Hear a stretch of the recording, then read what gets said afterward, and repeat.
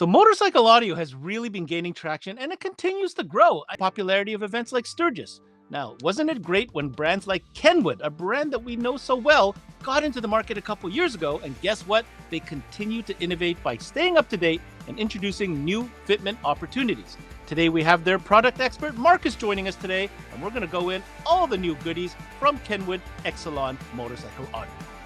This is CMA Connected, brought to you by SiriusXM, and it starts now.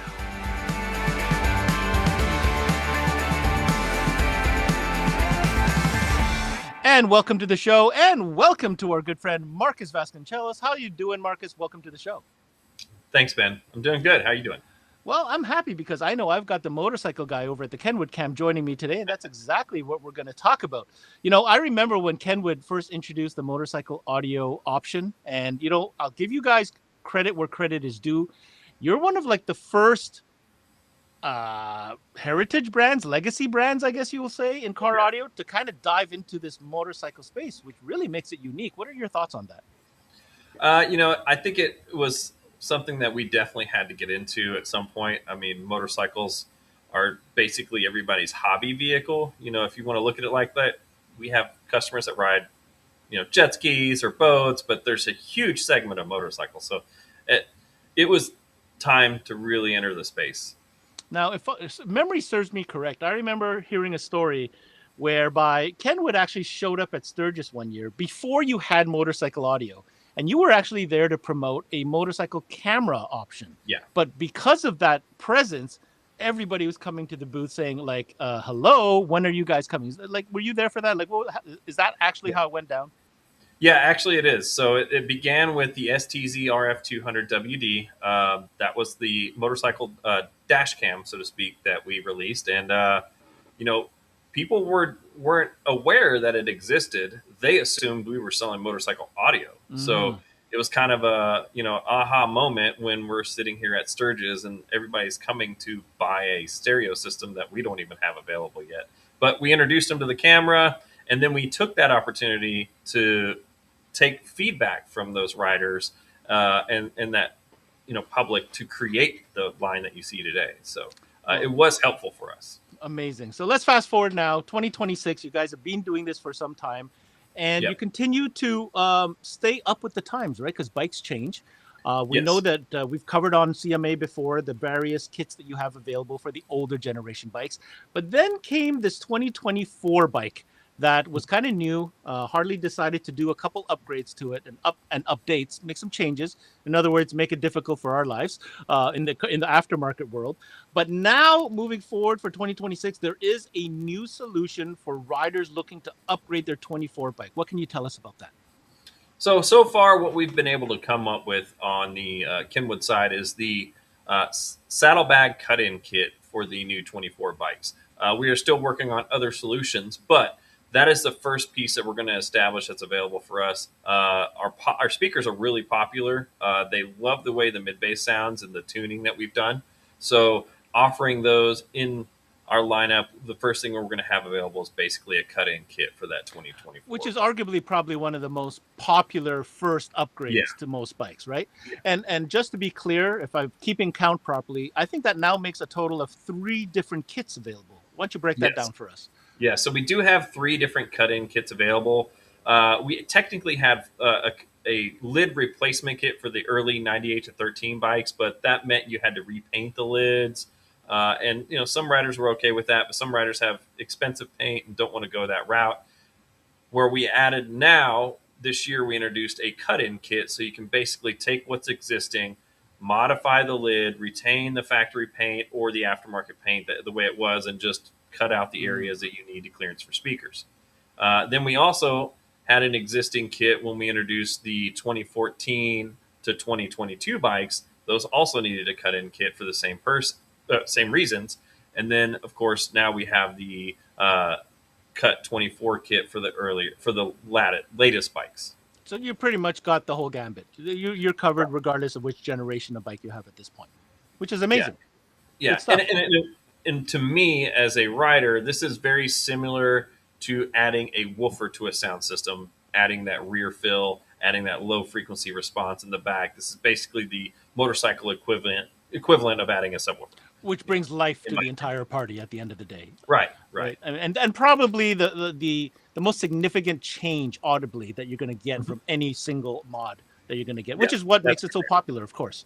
So, when Ken would come up with motorcycle products, I would probably say, and this is my guess, and I'm one of these people, there's a certain expectation, right? Because Kenwood is such a legacy brand. You guys have been in the game for so long. Source units, speakers, amplifiers, power sports, marine. There's an expectation when you slap that logo onto something, right? So let's talk about a couple of things that I think is important to discuss when it comes to the Kenwood eXcelon motorcycle solutions. Like, the first thing I want to talk about is simplicity. And by that, I mean there is no flash required when installing. So why don't you talk a little bit about how important that is? Yeah, so it's real important because at the end of the day, most riders aren't real excited about modifying the electrical system, in particular the computer system on those bikes. So being able to retain the factory flash and just add on what you will, you want to run a front set, a rear set, a lower set, and not having to remap the factory sound system's flash, you can do that with our system with basically just plug and play. Wow, that makes it a lot more simpler. Um, on that same token, the other concern I hear, especially from dealers that are kind of getting into motorcycle audio, that are concerned about the electrical differences between a car and a motorcycle. Let's be honest, bikes aren't built to have these giant sound systems, right? So how does Kenwood think about that when it comes to their product? Yeah, we looked at that very carefully, being that, we're a company that's known for building reliable products. And obviously, we don't want to sell a product that's going to potentially damage a customer's bike, which is something I think that is kind of left out of the conversation too much. Um, when it comes down to it, these motorcycles have a stator. This is not the same as an alternator. Depending on the RPM of the bike, basically changes the amount of charging output it has. These stators are limited to like 50 amps, and that's it. They already have a tiny little anemic battery, and if you've got somebody out there pitching them 1,000-watt amplifier, where's that power going to come from? Well, this is what I was wondering. How does this even physically work? Yeah, well, it works until it doesn't, is the basic way to put it. At some point in time, that stator is going to become overloaded. It's going to heat up and it's going to fail. And that's very easily a time consuming, costly repair that's inevitably going to happen the longer that goes unchecked. All right. And you're saying that the Kenwood eXcelon amplifiers, you don't have to worry about that. Correct. So we built our amplifiers to be low current draw and balanced to the full potential output of the system. In fact, it's kind of funny. If you look at the 2013 and below bikes, we limit those to actually 2 amplifiers on that bike on purpose because they have a smaller stator. On the newer 2014 and up bikes, we allow you up to 3 amplifiers because they have a larger stator. So just to go coincide with that, that's enough electrical system for the operation of the headlights, the ignition system, the fuel pump, and things like that. But then also adding on 3 amplifiers, and it's all been accounted for at max volume levels at highest duration. So the biggest takeaway is this: no, sir, ma'am, you don't have to redo or invest in this giant electrical system upgrade in order to enjoy this great sound from the Kenwood system. That's the big takeaway. And that's exactly that. It's really built for that electrical system. Now, as with all Kenwood products, obviously sound quality is an important factor here. And something that I noticed or I read in some of your literature is that the placement of the speakers, the way that they're designed, are rider focused. Why is that so important? Well, when on a motorcycle moving at speed, you're not going to hear the same things that you would in a car encapsulated, right? So basically, changing the position of the speaker and delaying them to where the rider's head area is the focus basically makes that the best seat in the house. It's all the sound is projected upward and towards the rider's ear and not outward and towards the outside of the bike. The difference being if you're cruising at a low speed, it's going to sound pretty good, under 50 to 20 miles an hour, that's where really things start to change. Once you go beyond cruising speeds, you're not going to hear speakers pointed outward away from you, or even woofers for that matter. So we tried to focus all the sound towards the rider's headspace area. So the best seat in the house really is the rider, which it should be. They likely Should are the ones that paid for the system, right? Yeah, I mean, at the end of exactly. the day, they are the customer. Here's a question that we get asked often because there's different models out there depending on when I say models, I mean platforms by brand. I guess you can say certain brands sell their products a certain way or market them a certain way, and a lot of that has to do with packaging them into stages. What's the concept here with Kenwood when it comes to the offering of different speakers and such? So we feel like we don't want the customer to have to jump off in a complete 4-speaker sound system. We start off with the front stage kit. So we have a single amplifier, two 6.5-inch speakers to fit that application, or 5.25 for the earlier bikes. Mm-hmm. But essentially, that's kind of the intro into our setups. And then you can daisy chain and add on to these systems. So if you wanted, let's say, to keep all your bag space, but you wanted a little bit more sound, you can actually go with the lower kit. Or if you don't have the lower kit adapters available for you, let's say you don't have that crash bar in place, you can do the rear kit. So you can build this system a la carte, engineering it step by step. Instead of doing one big 4-channel that you have to purchase up front, we do segmented 2-channel amplifiers that can just be stacked.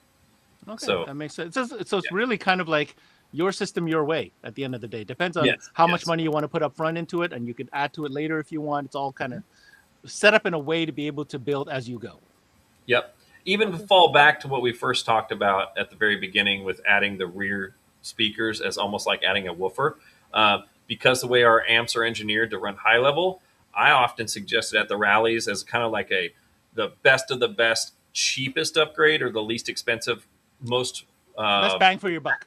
most bang for your buck is exactly what I would use. I would keep the factory amplified head unit to run the front speakers, but add the rear 6x9s and an amplifier to give you that bottom end oomph. And it makes a huge difference.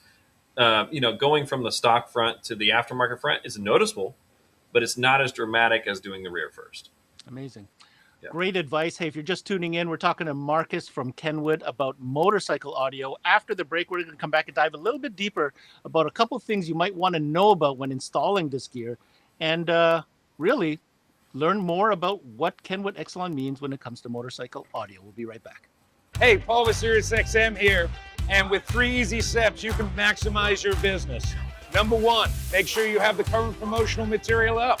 Understand the offer? Make sure your team knows it. 2, have a unit on display. Set the presets to different genres so you can recommend and play the music that your customer listens to. And number 3, think about this. Most vehicles you're replacing the head unit with already has a SiriusXM tuner in it. So adding it just requires an antenna adapter, a SiriusXM tuner. It's a 30-second install and you're done. So there it is, guys. 3 easy steps to maximize every sale this season with SiriusXM. All right, right before the break, we were getting into the nitty-gritty about motorcycle audio components brought to you by Kenwood eXcelon Motorsports products. Now, I have some specific questions for you, Marcus. Since I got you, I'm going to take advantage of this.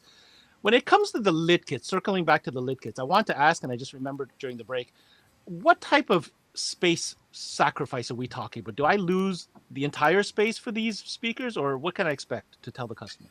If you looked at it like a quantity, I would say it's under 15 to 20%. So there is some loss.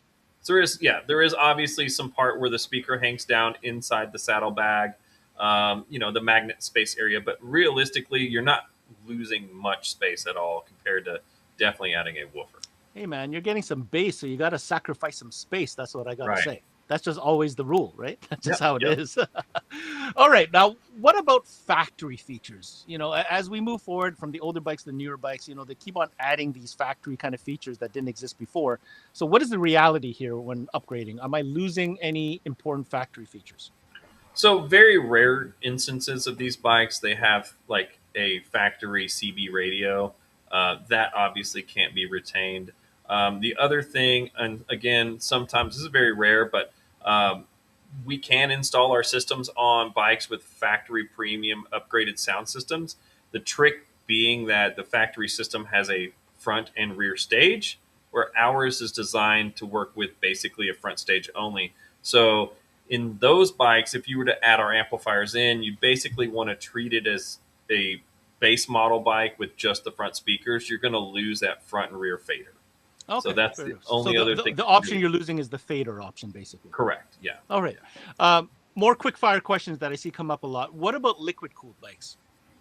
Yeah. So the liquid cooled bikes, we do make a lower kit for. Basically, there's two different versions of our lower kit assemblies that go on your crash bars down below. With the liquid cooled bikes, there's a reservoir inside the on the, I want to say it's the brake side, because the clutch is on the left side and the brake is on the right.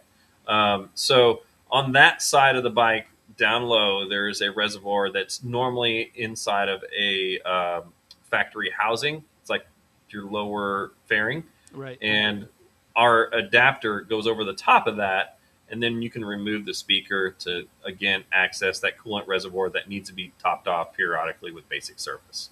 Okay, that makes sense. So, see, Yeah. Again, something that you guys thought about, right? That's the whole idea here. How about when it comes to the radio, the factory radio?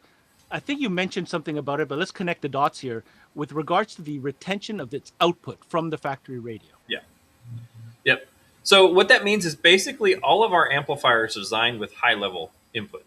So we're literally taking the sound from the factory radio speaker outputs, running it right through our amplifiers, and then daisy chaining it.